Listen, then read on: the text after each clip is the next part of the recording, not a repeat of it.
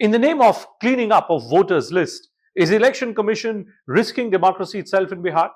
Or are these accusations which are being made by parties on the NDA side such as the TDP or those on the opposition side such as the RJD or the AIMIM, are these simply political in nature? A major revision of electoral rolls has begun. It's called the Special Intensive Revision or the SIR, triggering off both confusion and confrontation. So let me explain this whole process for you.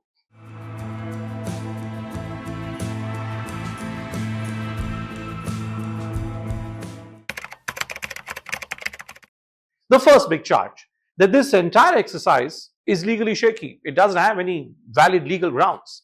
Groups such as the Association for Democratic Reforms or activists such as Yogendra Yadav are saying this entire exercise is minus any legal basis. Why? Because there is no such provision of such an exercise according to them under the Representation of People's Act. It flips the burden of proof. Voters must now prove that they deserve to be on the voters list.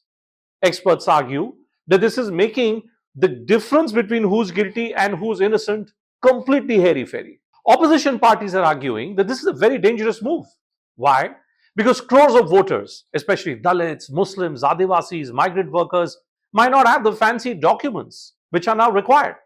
Just imagine, in Bihar, less than 3% of people born between 2001 and 2005 have their birth certificates. Aadhaar, ration card, etc. already being ruled out. Add to this the floods, monsoon, migration, and you've got a recipe for a large-scale voter deletion. CPI-ML's Dipankar Bhattacharya, RJD's Manoj Jha, AIMIM's Asauddin Owaisi, all saying that this is nothing else but a silent NRC. A demand for parental documents, proof of citizenship, just before a crucial election. Many see a pattern here, and it points to voter deletion amongst those less likely to vote for the ruling alliance. The last summary revision happened just 6 months ago. So why now? Why this special intensive cleanup just before the Bihar Assembly elections? Critics say it's impossible to verify nearly 8 crore names in just 90 days, especially when the BLOs are still being recruited and trained, and many voters live far away, working in other states. Political parties argue the Election Commission has just launched this exercise without asking them. Even national parties, such as the TDP, repeatedly saying, not informed, not consulted, hence not sure. And with no clear instructions on what documents to bring, confusion is now spreading. Voters are becoming clueless. What if a booth level officer, who we call BLO, or an electoral registration officer doesn't like a voter's face or surname? With vague rules, massive powers to investigate locally, people are worried that a sense of bias could creep in here. And that fear is very real in a state like Bihar, which is deeply polarized. But let's look at the other side of the story, the Election Commission. The Election Commission argues that all these fears, all these conspiracies that we're talking about are just that, mere conspiracy theories, nothing beyond that. Let's see why they say that.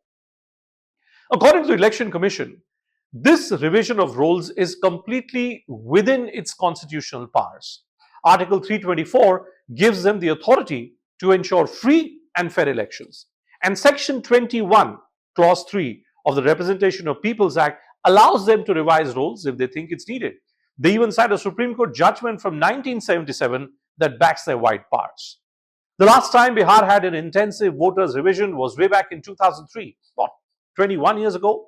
Since then, there's been urban growth, mass migration, deaths not properly reported. There are even suspicions of illegal foreigners coming up on the rolls. So, the Election Commission says, we must clean the slate. And with elections coming up, now is the perfect time. Almost 78,000 BLOs now going door to door. Nearly half of Bihar's 7.9 crore voters, according to the ECI, have already submitted their forms. And the Election Commission says there's no blanket rule. If your name was already on the 2003 roll, you just need to fill a form, no extra documents. Only newer voters need proof.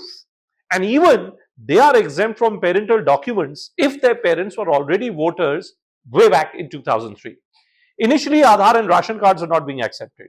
But after the Supreme Court stepped in, the Election Commission is considering adding these common IDs to reduce the level of confusion. And if still someone doesn't have anything, a local officer can visit and verify their claim. No name will be deleted without a fair hearing. The Election Commission says this is not about checking your citizenship. That's a job of the Home Ministry. They're simply making sure every Indian above the age of 18 in the state of Bihar is on that list. Every political party has booth level agents in the process. So where's the bias? That's the Election Commission's argument. They even say that they've got this under control completely, since the draft first list is going to be out by the 1st of August and the final list by the 30th of September. 1 lakh BLOs, 4 lakh volunteers, full participation of political parties, and yes, there are awareness campaigns that are running too. So is this a backdoor NRC, or is this just a long overdue cleanup of the voters list? I think the truth lies somewhere in between. Yes, the Election Commission has a job to do, but it also has a deep responsibility to build trust. Bihar's voters need clarity, not confusion. They need confidence, not confrontation, not fear. This isn't just about who's on the list. It's about who gets to decide the future of our democracy.